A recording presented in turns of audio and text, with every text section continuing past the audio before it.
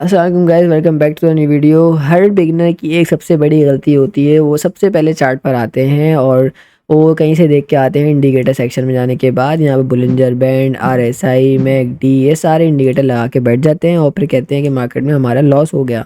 हमारे एंट्री मिली है, लेकिन एंट्री के बाद जैसी एंट्री करी मार्केट वहाँ से नीचे गिर गई। तो ये इंडिकेटर होता है ना, एक्चुअल में ये एक कोड बेस होता है, मतलब इसके पीछे स्क्रिप्ट होती है जो कि यहाँ पे आपको दिख रही होगी, ठीक है। तो ये जो चीज़ होती है ना, ये मार्केट का रियल डेटा नहीं बताती है, मार्केट के होने के बाद बताती है कि मार्केट में ये चीज़ हो चुकी है, ठीक है। तो ये सब चीज़ें कन्फ्यूजन है और इसको हम देखते हैं कि ये वाकई में इस पे काम करना चाहिए या नहीं करना चाहिए, क्योंकि हर बंदा मैं भी जब शुरू में था तो मैं भी यही करता था।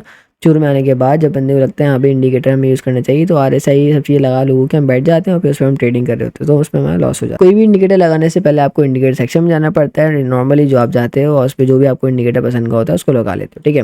तो इसकी रिक्वायरमेंट्स होती हैं, जैसे कि RSI 14 है। इसकी रिक्वायरमेंट ये होती है कि मार्केट जैसे ही इसका होता है, दो जोन्स होते हैं इस इंडिकेटर के, इसको पहले बंद कर देते हैं। अब इस वाले इंडिकेटर में ना हमेशा दो जोन्स होते हैं। RSI बहुत पॉपुलर इंडिकेटर है, आप जाके कहीं भी देखोगे RSI बहुत पॉपुलर इंडिकेटर है। तो सबसे पहले मार्केट का जो 40 का एरिया, 30 का एरिया होता है और एक होता है 70 का एरिया। इसमें आप एडजस्टमेंट भी कर सकते हैं सेटिंग में जाके कि इसमें आपको कौन सा एरिया सेलेक्ट करना है। तो सबसे पहले ये मार्केट जब भी ओवर बॉट एरिया में आती है, ये ओवर सोल्ड एरिया है, ओवर सोल्ड एरिया में आती है कि मार्केट का क्राइटेरिया ये होता है कि मार्केट जैसी ही नीचे गिरती है, ये जो एरिया कहलाता है। आपको ऐसे तो नहीं पता लगेगा मार्केट में यहाँ भी हो सकता है, यहाँ भी हो सकता है, यहाँ पे। तो मार्केट में ये जो एरिया होता है ना, ये बताता है कि मार्केट बहुत ज़्यादा सेल हो चुकी है। तो यहाँ पे जैसे ग्रीन कैंडल बने, यहाँ पे आपने एंटर करना है, आपको प्रॉफिट मिलेगा, ओके। तो ये उसका ओवर सोल्ड एरिया होता है। ऐसे ही हमारा ओवरबॉट एरिया होता है ये वाला।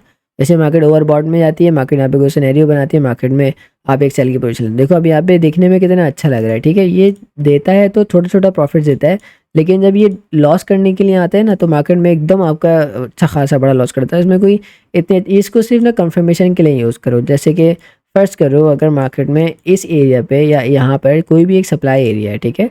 यहाँ पे एक सप्लाई एरिया है। अब यहाँ पर अगर RSI आपकी 70 अबव आती है या 80 पे टच करती है, हाँ, तो किस सिनेरियो बनता है कि मार्केट में यहाँ पे आप एंटर करोगे, ठीक है। क्योंकि कोड बेस्ड चीज़ें होती हैं जो होने के बाद बताती हैं।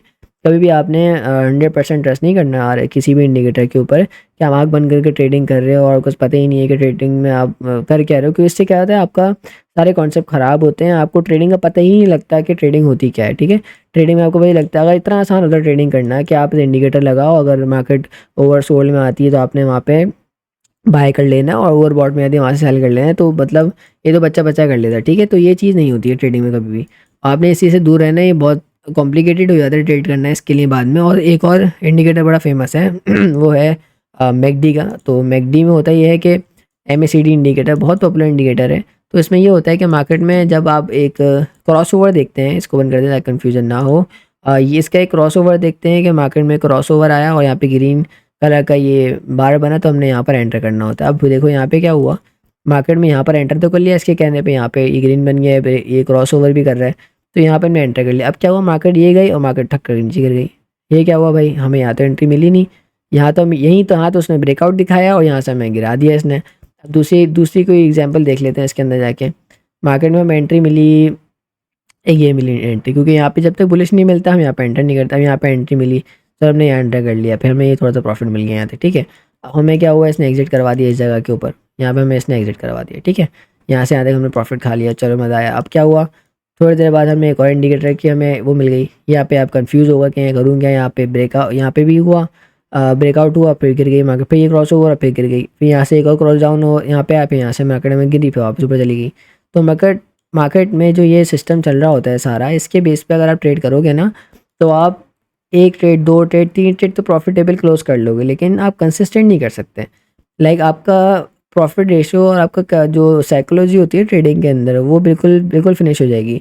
आपको कुछ और समझ ही नहीं आएगा ट्रेडिंग के अंदर। मतलब ट्रेडिंग के अंदर बहुत से कॉन्सेप्ट्स होते हैं जो कि वाक़ई काम करते हैं, जैसे कि सप्लाई डिमांड होता है और वॉल्यूम्स होते हैं। हाँ, वॉल्यूम एक वाहिद इंडिकेटर है, वॉल्यूम एक वाहिद इंडिकेटर है जो आपको आपकी ट्रेडिंग को बहुत ज़्यादा बूस्ट दे सकता है, सही बूस्ट देगा।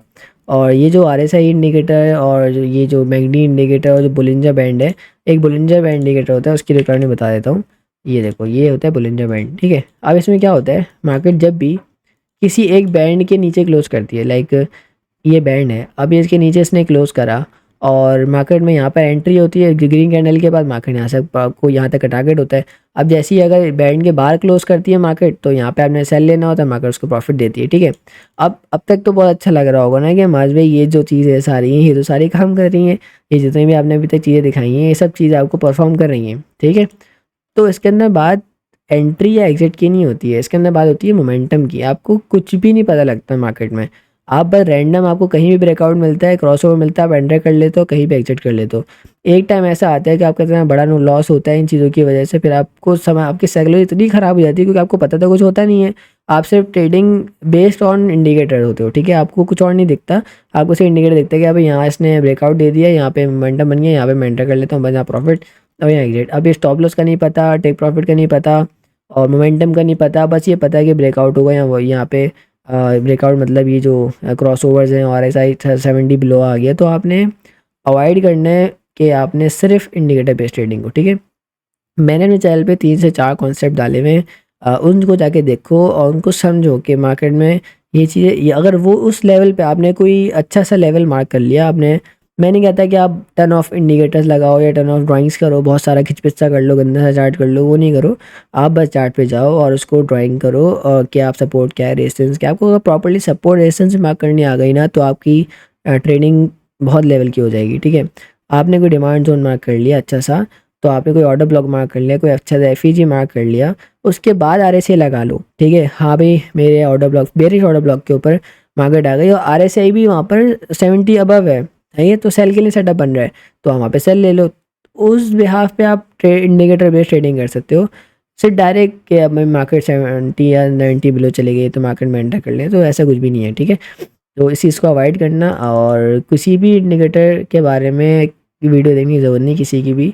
मैं अपने चैनल पे इसलिए ये वीडियो बनाना ज़रूरी समझी क्योंकि बहुत सारे लोग इस चीज़ के ऊपर डिपेंड करके ट्रेडिंग कर रहे थे, तो अपने बहुत सारे लॉस मैंने खुद देखे अपने आंखों से, इसके इंडिकेटर बेस पे हो रहे होते, लोग एंटर कर लेते हैं एंड आइडिया नहीं होता कि किस तरफ उनकी ट्रेडिंग है। अगर आपको बाकी करियर बनाना है ना ट्रेडिंग में, तो इन चीज़ों को छोड़ दो, मैं तो कहूँगा कि इंडिकेटर छोड़ ही दो यूज़ करना, ठीक है। क्योंकि एक टाइम तक, क्योंकि कितने मतलब मार्केट में कितने इंडिकेटर्स होते हैं, कितने ही इंडिकेटर्स होते हैं, देखो कितने इंडिकेटर्स हैं, आप कितने इंडिकेटर्स लगाओगे खुद सोचो।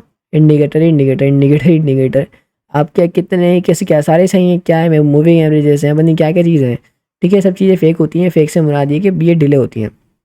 चार्ट पहले एक वर्क हो जाता है, उसके बाद इनकी स्क्रिप्ट होती है, स्क्रिप्ट के बाद ये लोग अपना फिर मोमेंटम दिखाती है मार्केट होने के बाद, ठीक है। पहले चीज़ हो जाती है, फिर आपको पता लगता है हाँ भाई अच्छा अच्छा यहाँ पे एंटर करना पे, एंटर कर ले तो भी आपका आउट हो जाते हो, ठीक है। बहुत सारे तो स्टॉप लॉस ही लगाते हैं, तो वो एक अलग टॉपिक है, ठीक है। तो मिलते हैं नेक्स्ट वीडियो के अंदर। आई होप समझ आ गया होगा सारा सिस्टम, क्योंकि मैं रेकमेंड नहीं करूँगा कि आप इंडिकेटर यूज़ करो। मिलते हैं नेक्स्ट वीडियो के अंदर, अपना ख्याल रखना, अल्लाह हाफ़िज़।